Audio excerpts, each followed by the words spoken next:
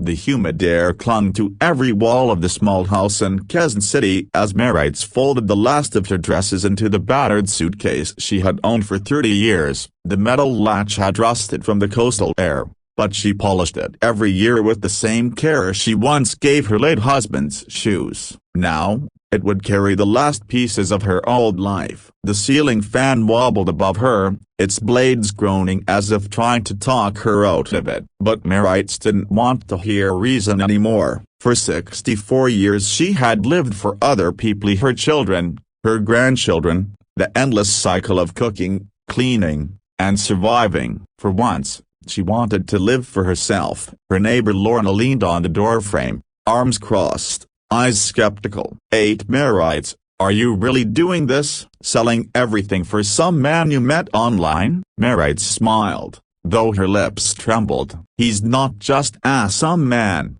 Lorna. His name's Peter. He's kind, he listens, he makes me laugh." "On video call?" "Sure," Lorna muttered. "You don't even know if he's real." Marites zipped her suitcase and looked at the old family photos still hanging on the cracked walls. Her husband Ernesto, smiling beside their jeepney, her children at their graduation, her youngest, now living in Dubai, barely called anymore. "I know what people think," she said softly. "But for the first time in years, someone makes me feel seen." "He said I deserve to be happy." Lorna sighed. "I just hope this Peter isn't playing you." Marites didn't reply. She had thought about that too every night when she stared at her cracked phone screen, waiting for his messages. But Peter's voice was gentle, his stories full of warmth. He'd lost his wife years ago, he said, and wanted someone who understood loneliness. They'd talked for 9 months. He sent her pictures of his little house near Melbourne, a white picket fence,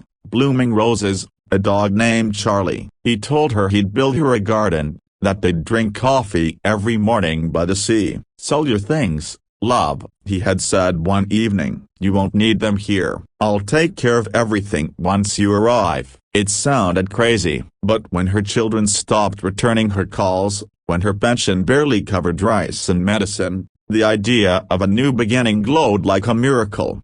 2 weeks later, she sold her house, the jeepney, even her wedding ring. The total wasn't much, but enough for a one-way ticket and a few $100s left. The day of her flight, the Manila airport buzzed with countless families crying, travelers rushing, the smell of Jollibee fried chicken drifting through the air. Marites clutched her passport and the handwritten note Peter had sent with his address in Melbourne. "See you soon, my love. Forever starts now." She boarded the plane with tears streaming down her cheeks.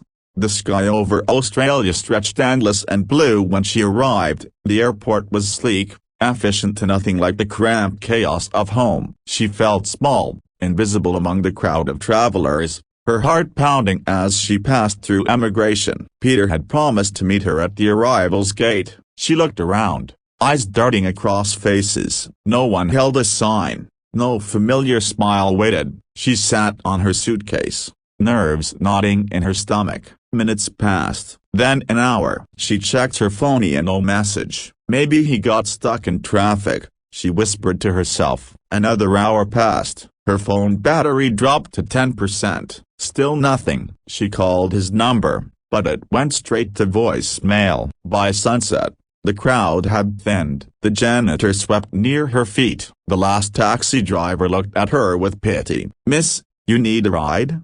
he asked. She showed him the note. "Here, broken bar, this address. Can you take me there?" He nodded, though his expression shifted when he saw the handwriting. "That's far. You sure someone's waiting?" "Yes," she said, forcing a smile. The drive took 2 hours. The suburbs melted into countryside, rolling fields, distant trees, the sky turning gold. But when the taxi finally stopped, her stomach dropped. The address led to a vacant lot. The house number was painted on a half-rotted fence. No roses, no white picket fence, just weeds and silence. "This can't be right," she whispered. The driver turned, concern softening his features. "Maybe he moved," she nodded numbly. "Maybe." He offered to take her back to the city, but she refused. She couldn't give up yet, not after everything. She dragged her suitcase to a nearby gas station, where the clerk let her charge her phone. She opened Facebook Messenger and scrolled. Peter's profile picture was gone, so were their messages. Account deactivated. For the first time, she felt the cold bite of reality. He was gone. She sat on the curb that night,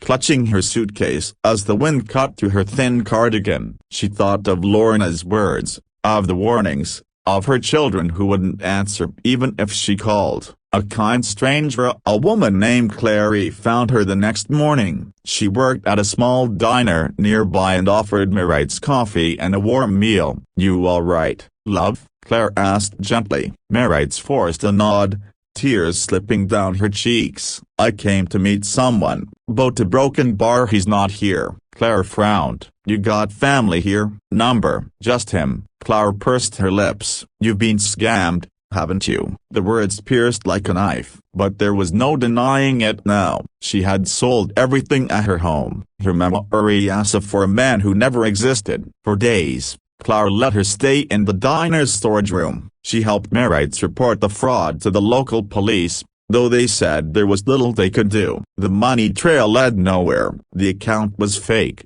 the identity stolen from a retired teacher in Perth. Still, Claire refused to let her despair. "You're not alone anymore," she told her. "We'll figure something out." Mary's began helping around the diner, washing dishes, sweeping floors. At first, she did it out of gratitude, but soon she found comfort in the routine. The smell of coffee, the sound of laughter, the way customers smiled when she brought them plates of hot toast. It reminded her that kindness still existed. Months passed. She learned the bus routes, memorized the quiet streets, and even picked up a few Australian phrases that made Claire laugh. One day, while wiping tables, she overheard an old man humming a Tagalog song near the counter. She froze. "Excuse me," she said softly. "Are you Filipino?" The man turned and smiled. "Born in Cebu. Been here 30 years. His name was Ramon, a widower who owned a small construction company. They started talking every morning about adobo recipes, jeepns, the way rain smelled in the Philippines. He was gentle, patient, and never asked about her past until she was ready. When she finally told him everything, he didn't pity her. "You trusted too much," he said simply. "But that's not a weakness. That's love." For the first time since she'd arrived, she smiled without forcing it. Ramon began visiting her often, bringing mangoes from his backyard and small gifts that reminded her of home. He introduced her to his friends at the Filipino Community Center, where she met other immigrants who had their own stories of heartbreak and hope. One evening, they attended a karaoke night at the center. Someone handed Mary's the microphone, and though her voice trembled, she sang back at Pa, a song she hadn't sung since her husband died. When the last note faded, the crowd applauded. She saw Ramon smiling at her, eyes glistening. That night, as they walked home under the soft glow of streetlights, he said, "You gave up everything for love. Maybe now it's time love gives something back." She looked up at the stars scattered across the Australian sky, her heart lighter than it had been in years. By the end of that year, Mary's had saved enough to rent a small apartment near the diner. She grew herbs on the balcony and sent money back to her grandchildren. Her life was small, simply but real. Sometimes she thought of Peter not with anger, but with a strange sense of gratitude, because if not for that cruel deception, she might never have found this new life. 2 years later,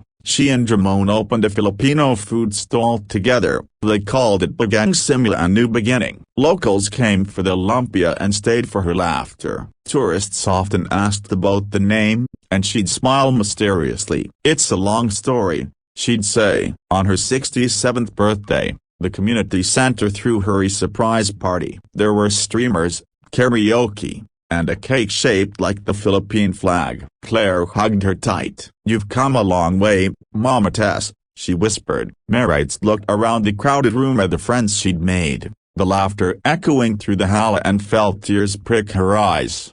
"I thought my story ended when I got on that plane," she said softly. But maybe it was just beginning. Late that night, after everyone had gone home, she sat on her balcony with Ramon, watching the city lights shimmer. "You know," he said, "some people might call you foolish for what you did." She chuckled. "Maybe I was. But if I hadn't taken that chance, I'd still be sitting alone in Quezon City, wondering what if." Ramon nodded. "Sometimes heartbreak brings you exactly where you're meant to be." She reached for his hand, their fingers intertwining in quiet understanding.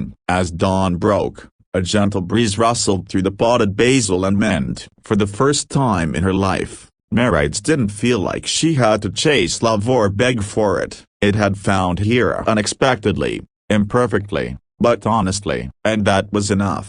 The woman who had once sold everything for a dream that vanished had built something better from the ashes, a life filled with laughter, friendship, and peace. The past no longer haunted her, it had simply become the road that led her home. And when people in the community asked how she ended up in Australia, she would only smile and say, "Because real love always finds a way, even through the wrong door." The story of Merrites, the Filipina grandmother who sold everything to meet her online lover, became something of a legend in the Filipino community in Melbourne. Some whispered it as a cautionary tale, others as proof of resilience. But for Merrites herself, it was simply life, messy, painful, beautiful. A journey that began in heartbreak and ended in belonging. And every morning, as she stood outside her food stall handing plates of steaming panna to customers, she whispered a quiet prayer to the wind. "Salamat, Peter, a broken bar for disappearing." "Because that's how I found myself." The wind carried her words across the streets, soft as a lullaby. Somewhere between memory and hope, the old wound finally closed, and Merrites, a grandmother, dreamer, survivor, kept smiling beneath the Australian sun, where love had finally come home.